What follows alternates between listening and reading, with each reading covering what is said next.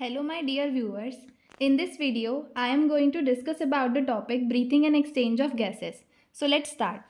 जैसे कि हम सब जानते हैं कि ऑक्सीजन हम अंदर लेते हैं बॉडी के और कार्बन डाइऑक्साइड को हम क्या करते हैं, आउट छोड़ते हैं, बाहर करते हैं. ठीक है, तो ये जो पूरा प्रोसेस होता है कि ऑक्सीजन को आप अंदर ले रहे हो और कार्बन डाइऑक्साइड को बाहर छोड़ रहे हो, इस प्रोसेस को आप बोलते हो ब्रीदिंग. ठीक है, तो ब्रीदिंग क्या होता है? Exchange of oxygen and CO2 produce by cell. ये जो CO2 होता है, कार्बन डाइऑक्साइड है, ये आपकी बॉडी में कौन प्रोड्यूस करता है? सेल्स के थ्रू ये इसका प्रोडक्शन होता है.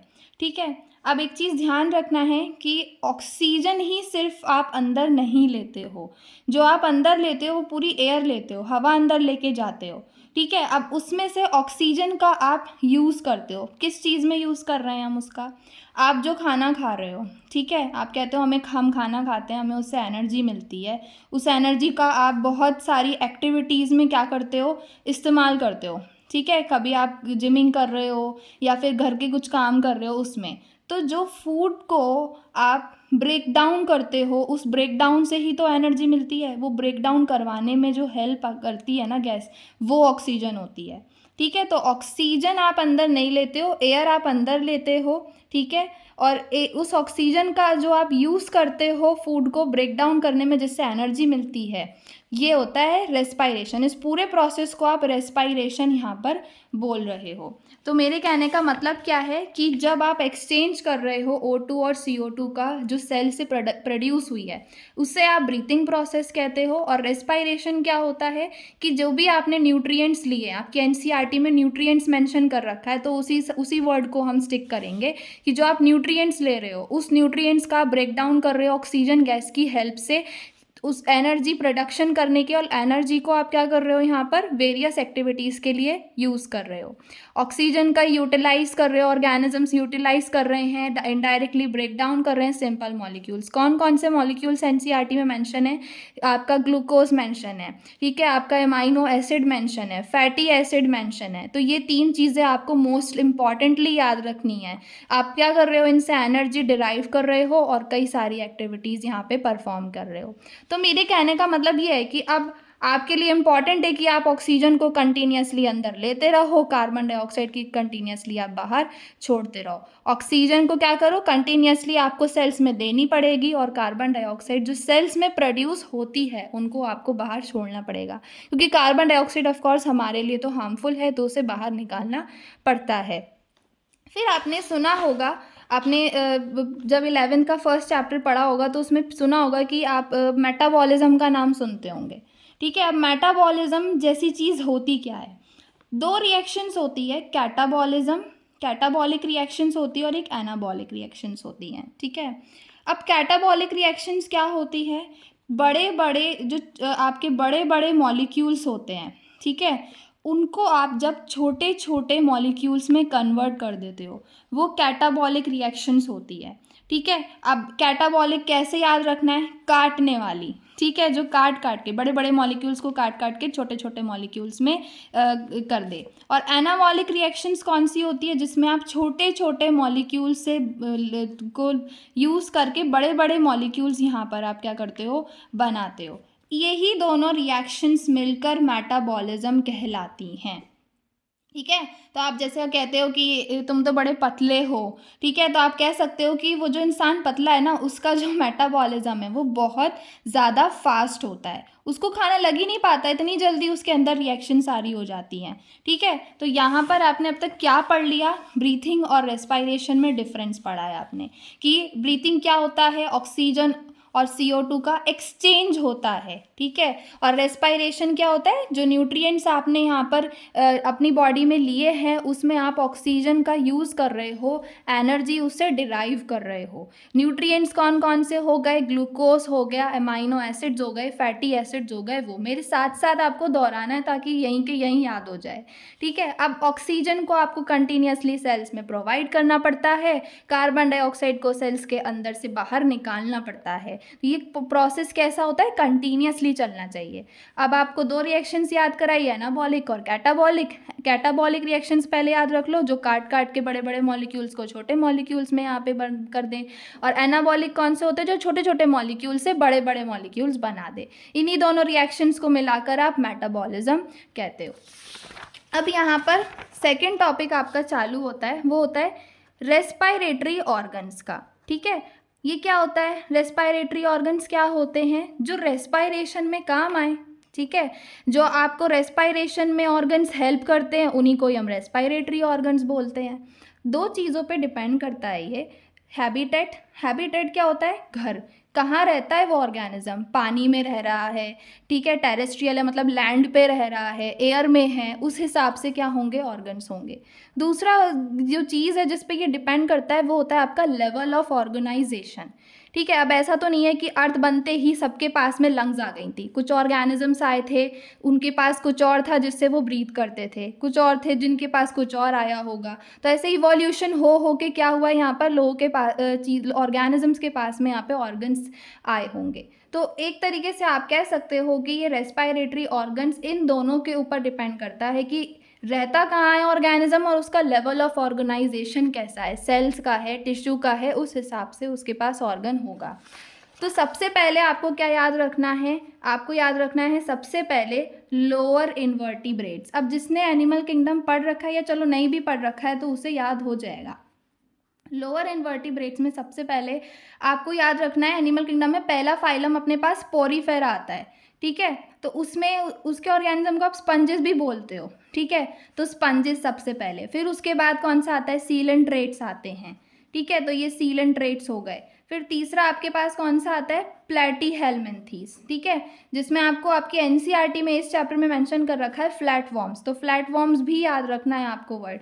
तो ये तीनों इसके एग्जाम्पल्स होते हैं लोअर इन्वर्टिब्रेट्स में। ये क्या करते हैं, ये बॉडी के सरफेस से, ठीक है, बॉडी का ये जो सरफेस है इसी से ही क्या करते हैं, डिफ्यूजन प्रोसेस है। डिफ्यूजन मतलब कि जिस हायर कंसनट्रेशन से लोअर कंसनट्रेशन वाला जो गैसेस का मूवमेंट होता है। ठीक है, तो बॉडी के सरफेस से क्या करते हैं, डिफ्यूजन प्रोसेस से ये अपने पास में यहाँ पर एक्सचेंज करते हैं गैसेस का। तो लोअर इन्वर्टिब्रेट्स में आपको याद हो जाना चाहिए स्पंजेस, सीलेंट्रेट्स, फ्लैटवर्म्स। दूसरा आपके पास आता है अर्थवर्म। अर्थवर्म के पास में क्या होती है, मॉइस्ट क्यूटिकल होती है। ठीक है, अब इसे कैसे ध्यान रखोगे, आपने देखा होगा कि आप जो ज़मीन पे चीज़ें चलती हैं उनकी, जैसे आप चाहे स्नेक को ले लो या फिर कोई ऐसा कीड़ा ले लो जो ज़मीन पे चलता है, उनकी स्किन बड़ी ही स्मूथ सी होती है, बड़ी चिकनी चिकनी सी होती है। तो एक तरीके से आप उसको ऐसे याद कर रख सकते हो कि मॉइस्ट क्यूटिकल अर्थवर्म के पास में होती है, स्किन ही होती है। क्यूटिकल एक तरीके से क्या है, स्किन ही है। ठीक है, तो आपको ऐसे याद रखना है कि अर्थवर्म्स के पास मॉइस्ट क्यूटिकल होती है जिससे वो क्या करते हैं, रेस्पायरेशन अपना कर लेते हैं। तीसरा आपके पास आ जाता है इंसेक्ट्स। इंसेक्ट्स क्या होते हैं, इनके पास में होते हैं ट्रैकियल ट्यूब्स। ट्रैकियल ट्यूब्स क्या होता है, ये ट्रैकियल ट्यूब्स क्या होता है, नेटवर्क होता है किसका, ट्यूब्स का, नेटवर्क होता है ट्यूब्स का। आपको ध्यान होगा कि ट्रैकिया हमारे पास भी होता है, बस वही ट्रैकिया इनके पास ट्यूब्स के फॉर्म में होता है, इसलिए यहाँ पे आपको ध्यान रखना है ट्रैकियल ट्यूब्स हो गए। और वैसे भी मेरे हिसाब से तो मैं इंसेक्ट्स को जब भी देखती हूँ मेरे दिमाग में पता नहीं क्यों ट्यूब ही घूमता है कि इनके पास तो ट्यूब ही होंगे। तो इंसेक्ट्स के पास में ट्रैकियल ट्यूब्स होते हैं। फोर्थ आपके पास में आ जाता है गिल्स। देखो, गिल्स के नाम से आपको ये चीज़ ध्यान रखनी है, जो गिल्स होते हैं ना, ये इसमें आपको ध्यान रखना है, इससे जो रेस्पायरेशन होता है उसको आप बोलते हो ब्रैंकियल रेस्पायरेशन। इसका नाम बहुत इंपॉर्टेंट है, ये ध्यान रखना है। गिल्स क्या होते हैं, वेस्क्युलराइज्ड स्ट्रक्चर्स होते हैं। अब आपको ये चीज़ ध्यान रखनी है कि वेस्क्युलराइज का मतलब क्या होता है, जहाँ पे ब्लड सप्लाई हो, ठीक है, प्रेजेंट हो, वो वेस्क्युलराइज आपका मतलब यहाँ पर हो जाता है। ठीक है, अब गिल्स ही हो गया। अब इसमें एग्जाम्पल क्या क्या हो सकता है, गिल्स आपको हमेशा पता है कि जो गिल्स होते हैं वो पानी वाली चीज़ों के पास होते हैं। तो आपको एक तो याद रहेगा, हमेशा बचपन से पढ़ते आ रहे हो यार, फिशेस किस में आती हैं, वर्टिब्रेट्स में आती हैं। ठीक है, तो आपको ये तो ध्यान रखना होगा कि जो फिशेस हैं वो तो गिल्स रखती हैं अपने पास में। दूसरी चीज़ एक्वेटिक आर्थ्रोपोड्स। ठीक है, एक्वेटिक आर्थ्रोपॉड्स जो हैं उनके पास में भी क्या होता है, ये गिल्स होते हैं। साथ में मॉलस्क, इसका भी आपको ये चीज़ ध्यान रखनी है। तो ये आपके पास गिल्स जो होता है उसका ब्रैंकियल रेस्पायरेशन हम कहते हैं, वेस्कुलराइज स्ट्रक्चर ये होता है। फिशेज़ यहाँ पर वर्टिब्रेट्स में अपने पास फिशेज़ एग्जाम्पल हो गया, एक्वाटिक अर्थ्रोपॉड्स हो गए, मॉलस्क हो गए, ये क्या हैं, ये सारे अपने पास इसके एग्जाम्पल्स हैं। 5th नंबर पे लंग्स आती हैं।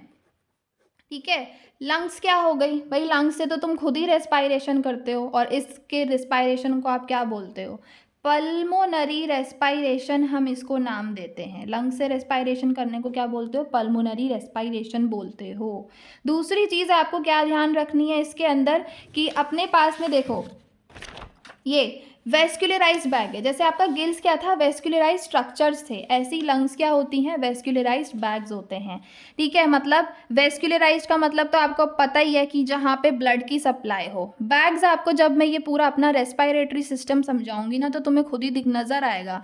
ये लंग्स जो ये जो है ना, ये देखो यहाँ पे बैग जैसी ही तो है, ये बक्स बैग जैसा ही तो है, बैकपैक जैसा ही तो हो रहा है अपने पास, इसलिए इसको बोला जाता है कि जो ये जो होती हैं ये वेस्कुलराइज बैग्स होते हैं। अब इसका एग्जाम्पल क्या क्या याद रखोगे आप अपने आप को ही सबसे पहले डाल दो, मैमल्स में आते हो, मैमल्स में डाल दो। ठीक है, बर्ड्स हो गए, जितनी भी चिड़िया विड़िया हैं इनके सबके पास लंग्स होते हैं।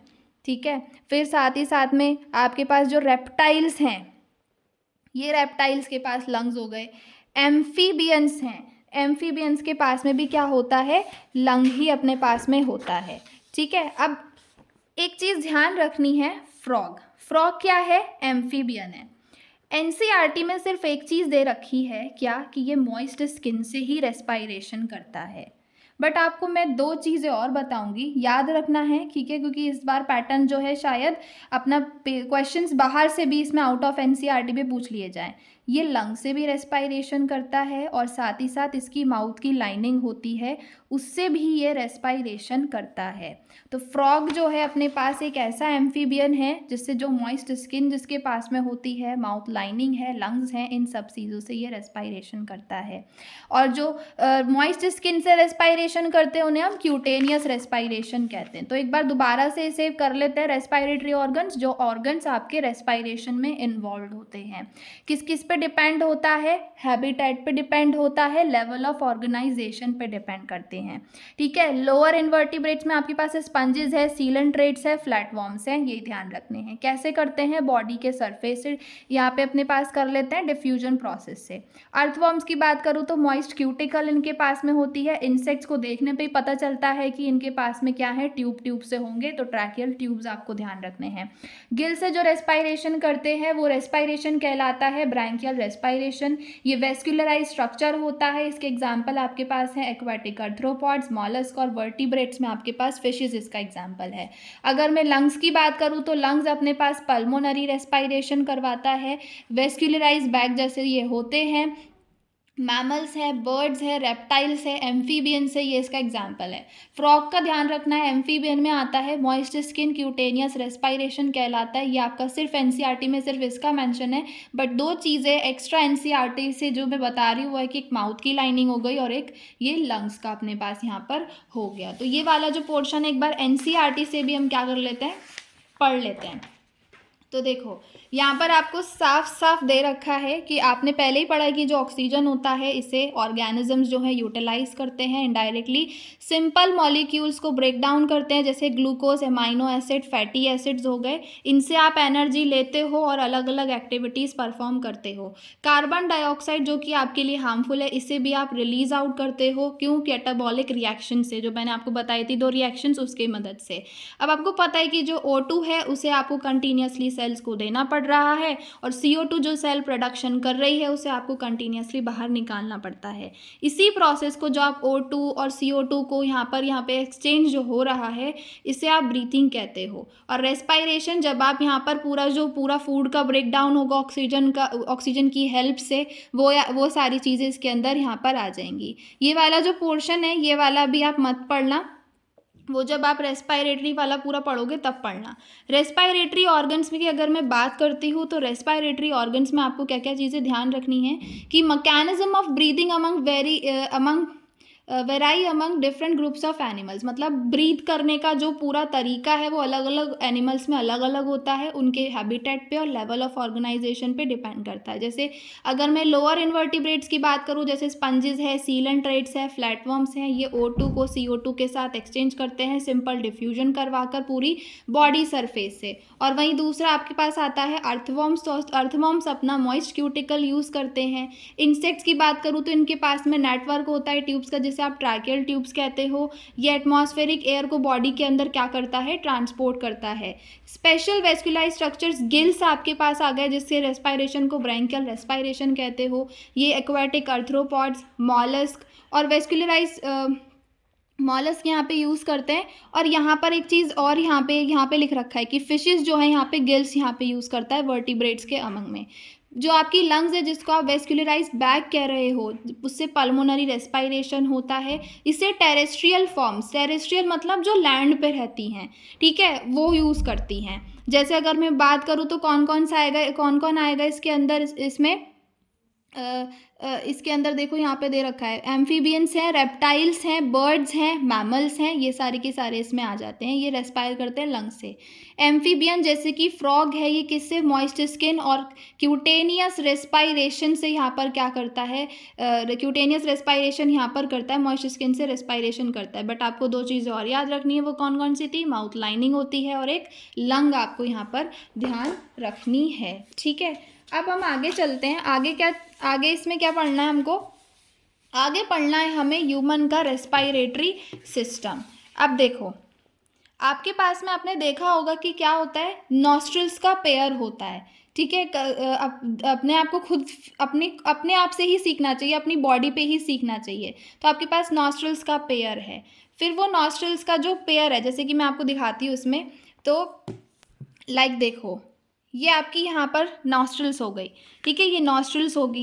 फिर उसके बाद यहाँ पर आपका ये पूरा, इससे ऊपर चलोगे, नाक को आप अपने हाथ लगाकर देखो, नॉस्ट्रिल्स से ऊपर जो ये पूरा लंबा लंबा पोर्शन जा रहा है, ये आपका नेज़ल पैसेज होता है। फिर कहीं ये नेज़ल चैम्बर यहाँ पे आके रहता है, फिर आपका फेरिंग्स एनॉल चालू होता है, ठीक है। ये फेरिंग्स आपका, ये यहाँ पे फेरिंग्स है। फिर फेरिंग्स से आपका ये लैरिंग्स एनॉल का पोर्शन होता है, फिर ट्रैकिया है, फिर आपके जो है ट्रैकिया से ये ब्रोंकाई एनॉल्स होते हैं। तो वो सारी चीज़ें हम आपको डिटेल में बताएंगे, बस आपको एक ये लोकेशन बता दी कि नॉस्ट्रिल है, नेज़ल पैसेज है, नेज़ल चैम्बर है, और फेरिंग्स एनॉल ये किधर होते हैं, ठीक है। तो देखो नॉस्ट्रिल्स हो गई, फिर उसके बाद नॉस्ट्रिल से आप नेज़ल पैसेज में जाते हो, फिर नेज़ल चैम्बर आता है, फिर आपके पास फेरिंग्स आती है। फेरिंग्स का क्या होता है, ये फेरिंग्स जो होता है अपने पास में फूड, खाना और हवा दोनों चीज़ें इसके अंदर आती हैं, ठीक है, खाना और हवा दोनों चीज़ें इसमें आती हैं, ठीक। अब ये फेरिंग्स ना डिवाइड हो जाता है दो उसमें पाइप्स में, जैसे कि मैं आपको इसमें डायग्राम में यहाँ पे बना रखा है कि ये जैसे मान लो ये फेरिंग्स है, इसके दो अलग अलग पाइप्स यहाँ पर फिर इसे डिवाइड हो जाते हैं, एक खाने का पाइप बन जाता है, एक सिर्फ हवा का पाइप बन जाता है, ठीक है। तो आप फूड पाइप को ईसोफेगस भी बोलते हो और विंड पाइप को आप लैरिंग्स भी बोलते हो। अब आपका फूड पाइप वाला चैप्टर तो ये है नहीं, ये आपका विंड पाइप पे ही पूरा चैप्टर चलेगा, तो इसे ही आगे लेते हैं। सबसे पहले मैं आपको लैरिंग्स के बारे में बताऊंगी। लैरिंग्स जो है, इसे आप क्या कहते हो, ये साउंड बॉक्स भी होता है। मतलब आप खुद अपने ना ऐसे गले पे हाथ लगा के देखो, वाइब्रेशन सी महसूस होगी आपको। जब आप वाइब्रेशन से ये जो महसूस हो रही है ना, यहाँ से ही साउंड का प्रोडक्शन होता है, ठीक है। तो लैरिंग्स क्या है, एक कार्टिलेज का एक तो ये बॉक्स होता है, ठीक है, कार्टिलेज का बॉक्स होता है, साउंड का प्रोडक्शन यहाँ से होता है। फिर साथ ही साथ में ये जो फेरिंग्स है ना, ये जो अपना विंड पाइप है, लैरिंग्स जो है अपना, लैरिंग्स के ऊपर जो है ना एक फ्लैप सा चढ़ा होता है, ये गेट सा होता है। क्यों, देखो फेरिंग्स में तो क्या हो रहा है, खाना भी आ रहा है और आपका जो हवा है वो भी आ रही है। अब बाय चांस खाना अगर आपके विंड पाइप में चला गया ना, तो फिर क्या होगा, आपकी डेथ भी हो सकती है, चोक कर जाओगे, सांस की नली में खाना चला जाता है तो, या पानी चला जाता है तो, ठीक है। तो इसलिए विंड पाइप के ऊपर एक गेट सा लगा दिए, बाय चांस आप क्या कर रहे हो, खाना भी खा रहे हो, बातें भी कर रहे हो, तो उसमें आपका जो खाना है वो गलती से विंड पाइप में ना चला जाए, इसलिए इसके ऊपर एक क्या होता है, ये गेट सा लगा के रखा हुआ होता है, ठीक है। ये फ्लैप भी कैसा है, देखो लैरिंग्स खुद एक क्या है, कार्टिलेज का बॉक्स है, तो इसके ऊपर जो ये फ्लैप होगा, ये भी कैसा होगा, कार्टिलेज का होगा। इसका नाम क्या है, ईपीग्लॉटिस है। एक बार मैं आपको यहाँ पे पूरा वो समझा देती हूँ कि जैसे कि फेरिंग्स है, ये आपका ईपीग्लॉटिस है। आपकी एनसीईआरटी के डायग्राम को मैं बस एक तरीके से थोड़ा सा हाईलाइट करके बता रही हूँ। ये ईपीग्लॉटिस है, ये आपका ग्लॉटिस वाला पोर्शन है, ठीक है। ये आपका लैरिंग्स है, फिर आपका ट्रैकिया चालू हो जाता है यहाँ पर, ठीक है। तो आई होप आपको ये चीज़ समझ में आ गई हो, ठीक है। और अगर इसमें थोड़ा सा अगर डाउट है कि नॉस्ट्रिल्स है नॉल, तो मैं बता देती हूँ, ये आपकी क्या है, नॉस्ट्रिल्स हैं, ठीक है। इसके अंदर ये वाला जो आप जब देखोगे, आपने महसूस किया होगा कि ये नॉस्ट्रिल्स होती है। ये वाला जो पैसेज चल रहा है ना, ये आपका नेजल पैसेज है, ठीक है। ये आपकी क्या है, नॉस्ट्रिल्स है, और ये आपके क्या है, नेजल पैसेज है। फिर यहाँ पे कहीं जाकर चैम्बर होता है, फिर आपका फेरिंग्स एनॉल आता है, जैसे कि मैंने आपको उसमें दिखा भी दिया था कि फेरिंग्स एनॉल जो था, ठीक है। फेरिंग्स हो गया, फिर लैरिंग्स हो गया, अब ट्रैकिया की बारी आती है। ट्रैकिया क्या है, एक सीधा सा ट्यूब होता है, देखो ये है सीधा सा ट्यूब, जा रहा है कि नहीं जा रहा है, ये सीधा सा ट्यूब होता है, ठीक है। अब ये सीधा सा ट्यूब है, ये कहाँ तक जाता है, ये मिड थोरैसिक कैविटी। देखो आपका जो थॉरेक्स पोर्शन है ना, वो आपका रिब्स वाला पोर्शन होता है। ये वाला पोर्शन कैसा है, ये आपका पूरा का पूरा ये वाला, ये थॉरेक्स वाला पोर्शन है। अब इसके जो बीच तक है, मतलब अगर आप पीछे वर्टिब्रास से देखो तो इसका जो बीच वाला थोरैसिक, फिफ्थ थोरैसिक वर्टिब्रा अपना होता है, उसके लेवल पे डिवाइड करता है। मतलब आपका कहीं फिफ्थ पीछे से देखोगे थोरैसिक वर्टिब्रा आएगा, उसके लेवल पे ये यहाँ यहाँ ऐसे ऐसे डिवाइड कर देगा। एनसीईआरटी में जो डायग्राम है उस पर भी देख सकते हो कि ये ट्रैकिया सीधा सा आ रहा है, फिर थोरैसिक वर्टिब्रा होगा, उसके लेवल पे ये क्या करेगा, यहाँ पर डिवाइड कर जाएगा, ठीक है। अब ये जिस चीज़ में डिवाइड कर रहा है उसे बता देते हैं कि वो क्या चीज़ होती है। देखो पहले तो यही ध्यान रखना कि ट्रैकिया क्या है, स्ट्रेट ट्यूब है, मिड थोरैक्स जो है ना उसके बीच तक आ रहा है, इसलिए मिड थोरैसिक कैविटी बोला है कि ये पूरी थोरैसिक कैविटी है आपकी, इसके बीच तक आ रहा है, इस वजह से इसको बोला है मिड थोरैसिक कैविटी तक ये रहता है। और फिर उसके बाद फिफ्थ थोरैसिक वर्टिब्रा पे डिवाइड करता है लेफ्ट और राइट प्राइमरी ब्रोंकाई में, ठीक है। लेफ्ट और राइट प्राइमरी ब्रोंकाई में ये डिवाइड कर जाता है। फिर प्राइमरी से तो आपको पता है सेकेंडरी बनेगी, फिर सेकेंडरी से टर्शरी बनती है, और टर्शरी के बाद आपके ब्रोंक्यूल्स आते हैं, फिर वो एल्वियोली बना लेते हैं। इसको मैं यहाँ पे डायग्राम में समझा देती हूँ। ये ट्रैकिया आया, ये ऐसे और ऐसे डिवाइड करता है यहाँ पर। ये कौन सा है, जो ब्राउन ब्राउन वाला है मैंने दिखा रखा है, लेबल कर रखा है, क्या है ये, प्राइमरी ब्रोंकाई अपने पास में होती है, ठीक है। फिर ये जो ग्रीन ग्रीन मैंने आपको अलग से इसलिए कलर से दिखाया है कि ग्रीन ग्रीन जो है ये क्या है, ये सेकेंडरी ब्रोंकाई होती है अपनी। फिर ये टर्शरी ब्रोंकाई अपने पास ब्लू ब्लू सी जो दिखाई है, ठीक है। उसके बाद आपके ये ब्रोंक्यूल्स आ गए, फिर ये रेड रेड जो है ये क्या है, ये एल्वियोली अपने पास में यहाँ पर होती है, ठीक है। अगर मैं बात करूँ एल्वियोली की, तो एल्वियोली क्या है, एल्वियोली जो होता है ये वेस्कुलराइज्ड बैग होता है, मतलब यहाँ पे भी ब्लड की सप्लाई होती है, ठीक है। और फिर एक चीज़ मैं बता देती हूँ आपको, ये ट्रैकिया है, ठीक है। ट्रैकिया है, प्राइमरी ब्रोंकाई हो गई, सेकेंडरी ब्रोंकाई है, टर्शरी ब्रोंकाई है, और आपके जो इनिशियल ब्रोंक्यूल्स होते हैं, ठीक है। और ये सब के सब इनके ऊपर क्या होता है, इनकम्प्लीट कार्टिलेज के रिंग्स होते हैं, ठीक है। वो रिंग्स भी किसके होते हैं, कार्टिलेज के। मैंने आपको यहाँ पे ये जो रिंग से बना के रखे हैं, इसीलिए आपको बना के रखें कि आपको कंफ्यूजन ना हो कि कहाँ तक होते हैं ये रिंग्स। ट्रैकिया है, प्राइमरी ब्रोंकाई है, सेकेंडरी है, टर्शरी है, इनिशियल ब्रोंक्यूल्स हैं, इनके पास इनकम्प्लीट, पूरे कंप्लीट रिंग्स नहीं होते, आधे अधूरे रिंग्स होते हैं इनके ऊपर, ठीक है। हाफ हाफ सी शेप के रिंग्स होते हैं ये, एक तरीके से आप ऐसे मान लो। अब ये देखो, ये ट्रैकिया आ गया, ये इसकी प्राइमरी हो गई, फिर सेकेंडरी हो गई, फिर क्या नाम है, इससे बनी टर्शरी हो गई, है ना, टर्शरी हो गई। फिर अपने पास में ये ब्रोंक्यूल्स बने, फिर एल्वियोली कहीं बना आपका, ठीक है। ये पूरा इस तरीके से एक बैग जैसा अपने अंदर कैरी होता है। सॉरी, इसका शेप थोड़ा बिगड़ गया, ठीक है। इसे आप क्या कहते हो, लंग कहते हो। लंग्स के अंदर यही सामान है जो अभी मैंने आपको पढ़ाया है। अब आप मुझे खुद बताओ, ये इसे छोड़ो, ये तो बैग जैसा नहीं लग रहा है, ये थोड़ा बहुत बैग जैसा लग रहा है कि नहीं लग रहा है, है ना, इसलिए बोला है लंग्स को कि वेस्कुलराइज्ड बैग होते हैं, खून की सप्लाई यहाँ होती है। अब लंग्स को अब आप खुद बताओ, आप हर चीज़ की आपका इतना प्यारा ऑर्गन है ये, आप इसको प्रोटेक्ट करोगे कि नहीं करोगे? एक लेयर से तो आपका काम चलने नहीं वाला, इसलिए इसके पास 2 लेयर्स होती हैं। और उसका नाम क्या होता है लेयर का? प्लूरा लेयर होती है। अभी जो मैंने आपको पिंक पिंक, ये इसकी अंदर वाली प्लूरा है, ये इसकी बाहर वाली प्लूरा है। बीच में जो पिंक पिंक सा ये फ्लूइड दिखाया है मैंने, इसे बोलते हैं प्लूरल फ्लूइड। ये किस लिए होता है? कि एक दूसरे पर घसीट नहीं हो, ठीक है, एक दूसरे पे फ्रिक्शन ना लगे। समझ में आ गया? इसलिए फ्रिक्शन को रिड्यूस करने के लिए ये प्लूरल फ्लूइड अपने पास होता है, डबल मेम्ब्रेन होती है ये अपने पास में। तो मैंने आपको पूरा बता दिया अपने पास, आपको पता है 2 लंग्स होती है, डबल लेयर प्लूरा से ये अपने पास कवर्ड होती है, जिनके बीच में प्लूरल फ्लूइड होता है। प्लूरल फ्लूइड का क्या फंक्शन है? फ्रिक्शन को रिड्यूस करती है लंग सरफेस के ऊपर। तो ये पूरा आपको पूरा ह्यूमन रेस्पिरेटरी सिस्टम हो गया कि नॉस्ट्रिल है, फिर उसके बाद नेजल पैसेज है, नेजल चैम्बर है। मेरे साथ साथ आपको रिपीट करना है ताकि याद हो जाए। फेरिंग्स है जो कि कॉमन है फूड और विंड के लिए। फिर फेरिंग्स आपका डिवाइड करता है 2 उस पाइप्स में, एक फूड पाइप होता है, एक विंड पाइप होता है।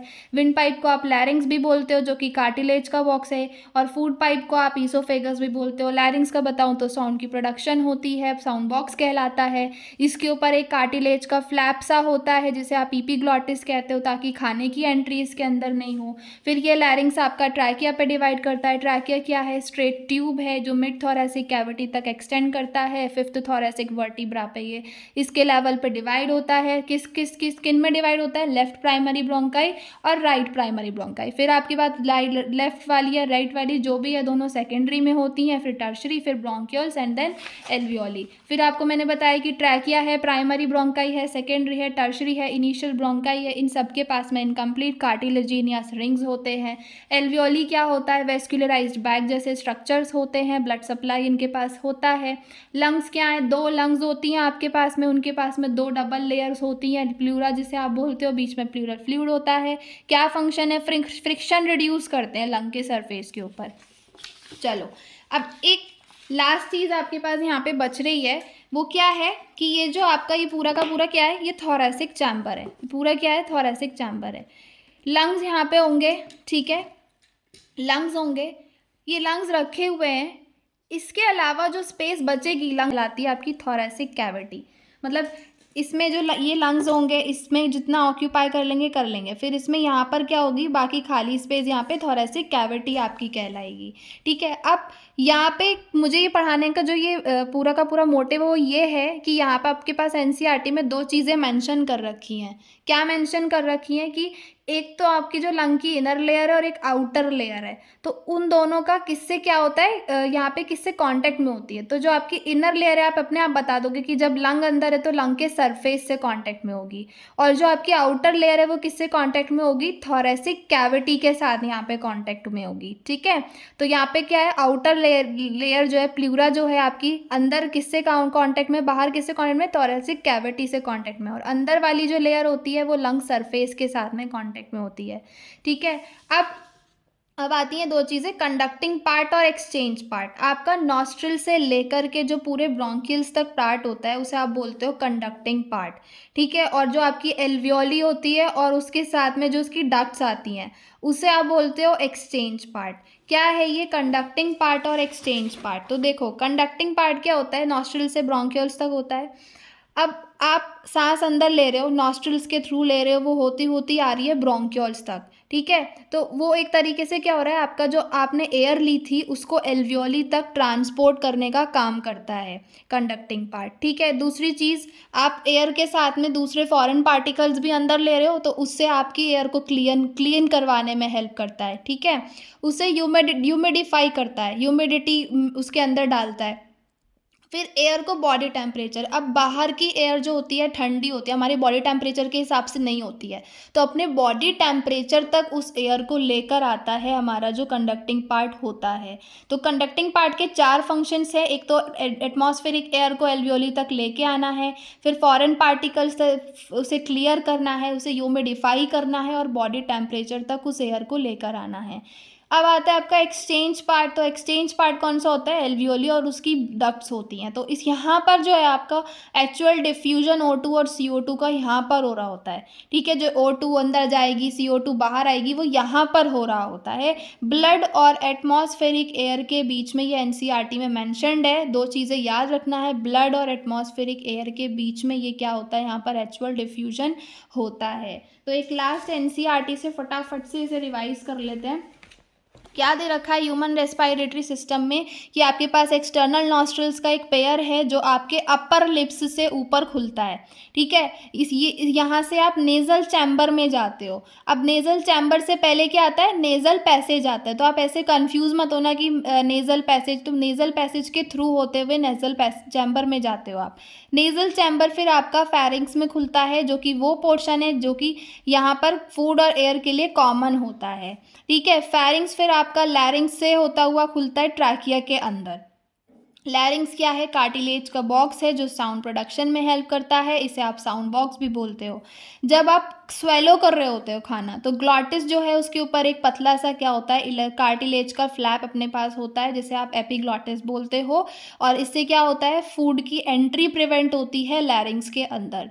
ट्रैकिया की बात करते हैं, ये जो ट्रैकिया है, इस ट्रैकिया की बात करते हैं तो ये क्या है? एक स्ट्रेट ट्यूब होती है ट्रैकिया, ठीक है। स्ट्रेट ट्यूब है जो आपकी मिड थोरैसिक कैविटी तक एक्सटेंड करती है, डिवाइड करती है लेफ्ट और राइट प्राइमरी ब्रोंकाइज में 5th थोरैसिक वर्टिब्रा पर, ठीक है। अब हर ब्रोंकाई जो होती है उसके डिविजन्स होते हैं, मतलब लाइक सेकेंडरी बनाएगी, फिर टर्शरी होगा, फिर ब्रोंक्यूल्स आएंगी, फिर उसके बाद में जो है अपने पास थिन टर्मिनल ब्रोंक्यूल्स आती हैं, इस तरीके से। फिर एल्वियोली अपने पास आती है। ट्रैकिया है, प्राइमरी है, सेकेंडरी, टर्शरी ब्रोंकाई और इनिशियल ब्रोंक्यूल्स जो होती है, इनके ऊपर इनकम्प्लीट कार्टिलेज रिंग्स होते हैं, आधे हाफ रिंग होते हैं। और हर टर्मिनल ब्रोंक्यूल जो होता है यहाँ पर पतली पतली, हाँ एल्वियोली है क्या? पतला सा इर्रेगुलर वॉल का यहाँ पर अपने पास बैग जैसा स्ट्रक्चर होता है, इसकी वॉल्स रेगुलर नहीं होती हैं, पतली सी होती है ये, ठीक है।